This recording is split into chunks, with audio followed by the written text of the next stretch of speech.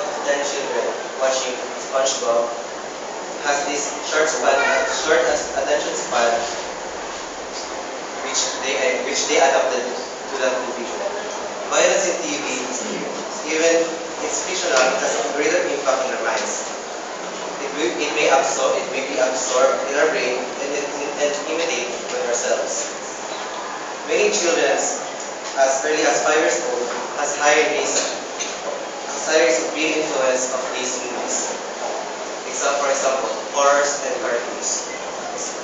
Greater example of this is Tom and Jerry or even animes. These television shows must be considered as a rated SPG or strong parental guidance due to some violent acts of characters. Ages under 8, as what Mr. Kabatik said, they cannot differentiate what is from real and what is from not. Violence in entertainment can lead to aggressive and antisocial behavior of children. So, as an ending statement, violence on TV has never been a good influence for us. So,